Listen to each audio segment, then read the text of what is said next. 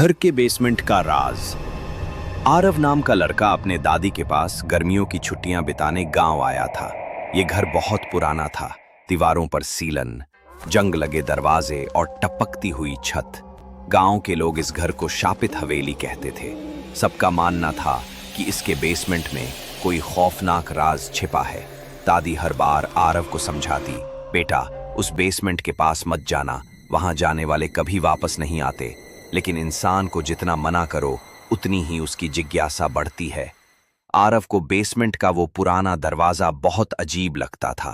ऐसा लगता था जैसे कोई उस दरवाजे के पीछे खड़ा उसे घूर रहा हो। एक रात की बात है। रात के करीब 12 बजे अचानक पूरे घर की बिजली चली गई। बाहर तेज हवाएं चलने लगीं, हर तरफ सन्नाटा। आरव अपने कमरे में मोबाइल की टॉर्च जलाकर बैठा था। तभी उसे लगा जैसे कोई उसके कमरे के बाहर खड़ा है। दरवाजा खोला, कोई नहीं, लेकिन बेसमेंट की ओर से अजीब सी सलांद और हवा आ रही थी। आरव हिम्मत करके नीचे बेसमेंट की ओर गया। दरवाजे पर ताला था, लेकिन टूटा हुआ।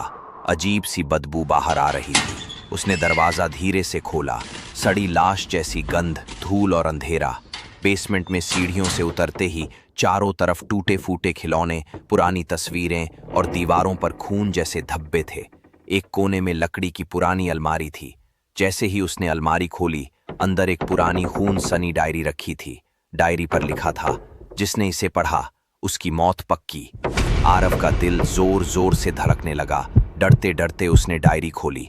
उसमें लिखा था कि इस हवेली के मालिक ठाकुर रणवीर सिंह ने 100 साल पहले अपनी पत्नी, बच्चों और नौकरों को जिंदा दीवार में चुनवा दिया था। वो सब दौलत के लालच में पागल था। उसकी बीवी ने मरते वक्त कहा था, तेरी हवेली तुझे भी चैन से नहीं जीने देगी। तभी बेसमेंट में बच्चों के हंसने की और किसी औरत के रोने की आवाज आने लगी। दीवारों से खून बहने लगा। टॉर्च की रोशनी बंद चालू होने लगी। अचानक किसी ने आरव के कंधे पर हाथ रखा। उसने पलट कर देखा, कोई नहीं।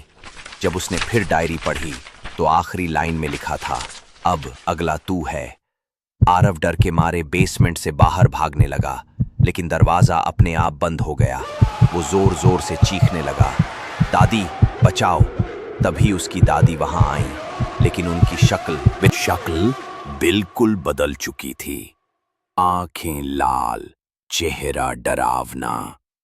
दादी बोली, मैंने मना किया था ना बेटा, अब तेरा भी वही हाल होगा। दादी ने दीवार पर लगे पोर्ट को हटा दिया। उसके पीछे एक सुरंग निकली। उस सुरंग में सड़ी गली लाशें और कंकाल पड़े थे, काफी लोगों की हड्डियां। आरव चीख पड़ा, दादी ये क्या है? दादी की डरावनी हंसी गूंजने लगी। हा हा, ये सब हवेली का राज है बेटा। जो भी इसे जान गया वो कभी जिंदा नहीं बचा। आज तेरी बारी है। तभी बेसमेंट में चारों तरफ अंधेरा हो गया। आरव को खींचते हुए साए उस सुरंग की तरफ ले जाने लगे। उसकी चीख हवेली में गूंजती रही। अगली सुबह जब गांव वालों ने देखा, हवेली का बेसमेंट बंद था। पुलिस आई, लेकिन बेसमेंट में कोई नहीं था। बस एक डायरी पड़ी थी, जिसमें लिखा था, एक और गया, अगला कौन? उसके बाद से उस हवेली का दरवाजा किसी ने नहीं खोला। और कहते हैं, आज भी रात में उस घर के बेसमेंट से किसी के चीखने की आवाज आती है।